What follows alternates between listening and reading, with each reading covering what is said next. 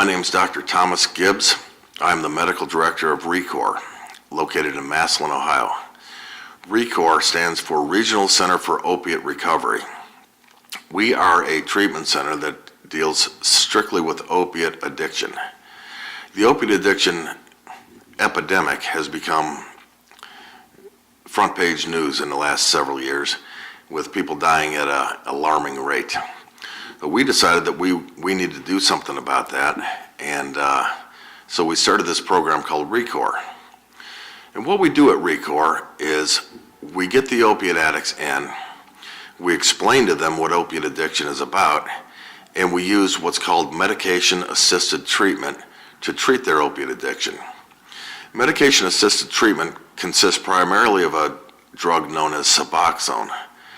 Suboxone is an opiate, but it's a controllable opiate. And the reason we use Suboxone is because it blocks the person's withdrawal symptoms so they're not dope sick, and it blocks their cravings.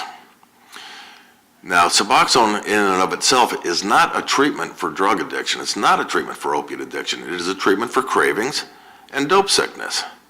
Treatment for drug addiction lies in going to meetings of Alcoholics Anonymous and going to counseling. That's where recovery happens, is in counseling and going to AA meetings. Suboxone is simply a tool that will allow a person to sit still long enough that they can hear what their counselors are telling them, that they can hear what the guys in AA are trying to tell them. But if you're dope sick, you cannot sit still in a meeting with a counselor. You cannot sit still in a meeting of Alcoholics Anonymous. And if you've got that voice in your head saying, go to the dope man's house, go to the dope man's house, go to the dope man's house, you can't hear a thing anybody else is saying to you. This is why we use this drug called Suboxone. But I just want to make it plain to everybody that Suboxone is not a treatment for drug addiction. It is a tool that allows you to get into treatment. So at ReCOR, we have two different paths that people can take. We can either do intensive outpatient therapy, which consists of coming into our building. The first step is you see a nurse, you have a urine drug screen, you see a nurse, the nurse does a nursing intake, and then you come and see me, and I do the physician's assessment. And then you go upstairs and you see a counselor, and the counselor does his comprehensive assessment. And this is kind of like an all-day project on day number one.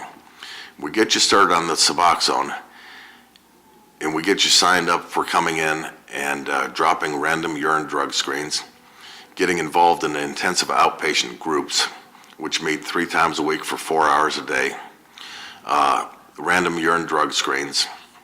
And we have you come here daily for dosing. We dose you here daily for the first couple of weeks. And if you're doing well, if you're dropping negative urine drug screens, if you're calling in to see if you're supposed to do a drug screen, if you're coming to your counseling, and if you're going to your 3 required AA meetings per week, then we started giving people take-home doses.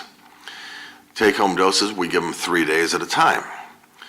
Why do we give them 3 days at a time? Because you don't hand an addict a month's worth of medicine. That doesn't work. That's insanity. We give them 3 days at a time. We're checking their urines to make sure they don't have any illicit drugs in there. We're also checking their urine to make sure they're taking the stuff that we're prescribing them. And if they continue to do well, if they're progressing along with treatment, after another month, we let them go up to 7 days of take-home. Now, the point of, that's the path number one. The path number one is intensive outpatient therapy. And about 2 months after we started doing that, we opened up our inpatient treatment here. Inpatient treatment is very similar to outpatient, although we have residential beds. We can house about 16 men and women here. During the course of their stay, they go to several group meetings throughout the course of the day. We bring an AA meeting in here every night of the week so they can get exposed to other people in recovery besides us.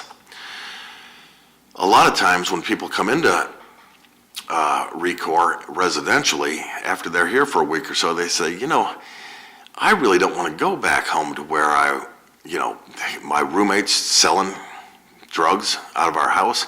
My parents are dealing drugs out of our house. I don't want to go back there. It's not going to be good for me. I'm not strong enough yet. I can't make it. in which case we try to get them placed in other residential treatment programs. So either arm, if a person gets discharged from residential treatment here and wants to go to outpatient, then we just kind of slide them over into that outpatient situation I was first describing. The other good thing that we have going on here at ReCOR is because Quest Recovery and Prevention Services just merged with Community Services, which is the biggest mental health care provider in Stark County. The beauty of that is we can get people coupled with mental health services quickly.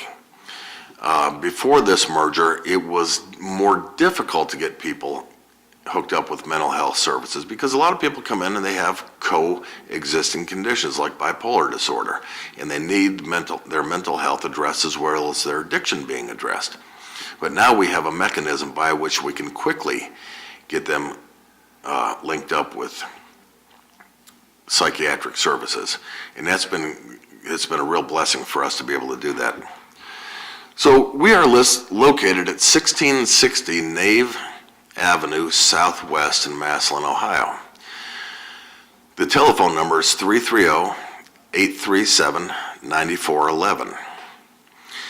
The way a person gets involved here is first they call that number, and then they do a telephone interview with one of our intake people. And that takes about 15 minutes, and they get some demographics. They ask you, where do you live? What kind of insurance do you have? Those kinds of things. Do you have any, what are your medical conditions? And then at that time, the person will set up an appointment. Now, the way things run around here, the appointments are usually scheduled about 2 weeks out. However, we have cancellations just about every day. So let's say you call today, and they say, yeah, we can see you 2 weeks from now. If you call tomorrow at 7 o'clock in the morning, and the next day at 7 o'clock in the morning, and the next day at 7 o'clock in the morning, chances are you're going to be seen within 3 or 4 days. So again, that telephone number is 330-837-9411. Do yourself a favor. If you have any interest in what we're talking about here, if you think you might be an addict, you're an addict. If you've had problems controlling your drug use, it's out of control. People don't try to control things that aren't out of control. That's all there is to it. The first step to recovery is realizing that you have a problem. The first step to recovery is not when your mother tells you you have a problem, or when your sister tells you have a problem, or when your spouse tells you you have a problem. The first step in recovery starts when you realize yourself, hey, you know what, my mom and my sister and my wife were right about this thing. This is really true. I do need some help with this. The success rate in people that are here for the wrong reasons is not good. If a person's coming because they have back problems, that is, they need to get their wife off their back or their mom off their back or the judge off their back, they're probably not going to do so well. But once a person is able to fully concede to his innermost self, hey, you know what, I really do have a problem, then we can help. Please don't go the path that so many others go. There is a solution. Medication-assisted treatment does work. There is hope in recovery. There are a lot of people out in your community that want to help you get sober. It's just that you can't really help a guy who's holed himself up down in his basement with a bottle of tequila or a bottle of pills or a syringe full of heroin. You need to make the first step and reach out. There are millions of people in the world that are sober because we help each other get sober. But I only have ever met one guy in my entire life that got sober by himself.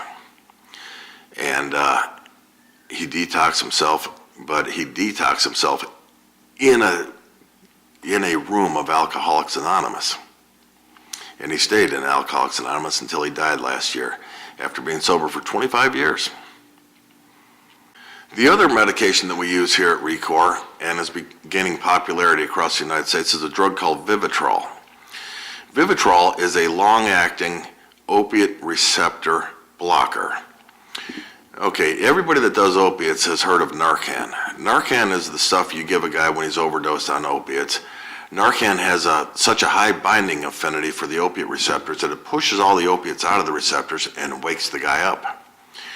So if somebody's overdosed on heroin, they're getting ready to die, you give them some Narcan, it reverses the opiates and it wakes the guy up. What Vivitrol is long-acting Narcan. It's a once every 28-day shot of Narcan. You get a 280 milligram shot in the butt, and it blocks the opiate receptors for 28 days. And you can't get high on opiates when you've got Vivitrol on board. The problem is trying to get a person from active opiate use to being able to get on Vivitrol. There needs to be a 10-day window between last opiate use and when they can initiate Vivitrol. How do I get the guy through that 10-day period of time? That's the hard part, because people get this withdrawal syndrome, which makes them sick. They have nausea, they have diarrhea, they shake, they sweat, they get muscle cramps, they hurt all over, and they just feel like they want to die. So what we do in those cases is we use some alternative detox medications, which are non-opiates, one of which is called Vivitrol. It's an antihistamine that helps with nausea and anxiety. One's called clonidine. It's a centrally acting alpha drug that blocks the hot and cold sweats. We use muscle relaxants, ibuprofen, and by doing those things, we can nurse the person through that 10-day gap if they really want to go on to Vivitrol. Now, a lot of people are afraid to go on to Vivitrol. They want to stay on Suboxone. They're afraid, and I think one of the reasons they're afraid is because they've been so used to using the opiates that they're just afraid to go without them, because they know how bad they feel when they get sick, get the dope sickness. But the guys who have gone on Vivitrol have come back to me and said, man, I can't believe I waited so long to get on this stuff. One guy 3 weeks ago told me 2 years it took me to get off the Suboxone and get on the Vivitrol. He said, but since I've been on Vivitrol, I haven't thought of using heroin once. Not even once since I've been on the Vivitrol. So when I was on Suboxone, especially when I was tapering down, I thought about using heroin every single day. But since I've been on the Vivitrol, I haven't even thought of it. Vivitrol gets rid of cravings, gets rid of anxiety, and it protects you against bad decision making. By bad decision making, I mean when a guy calls you up and says, hey, I got some Percocet over here, you want some? Because the natural answer is yeah. So Vivitrol is something that's really up and coming, and we are doing more and more Vivitrol. For instance, at the Stark County jail, they've got a thing called SRCCC, which is kind of like a lockdown treatment center. And they will allow us to give patients Vivitrol at SRCCC. They will not allow us to give patients Suboxone at SRCCC. The judges love Vivitrol, hate Suboxone. They view Suboxone as you're just giving a guy another opiate to treat an opiate program. But they see the Vivitrol as a much better opportunity to give the guy a chance to have some long-term sobriety. Now, Vivitrol hasn't been around long enough to have any real good long-term outcomes data. But the patients that I've had on it have done quite well. Not all of them, but of course you're not going to succeed with everybody anyway, no matter what method you use. So that was the other important new development in the treatment of opiate addiction that's really starting to come on, and it's starting to come on in a lot of different areas. Up in Cleveland, in the drug courts, the judges won't let you out of jail until you get a shot of Vivitrol. And I think that attitude is working its way south. So that's another viable option for long-term abstinence from opiates.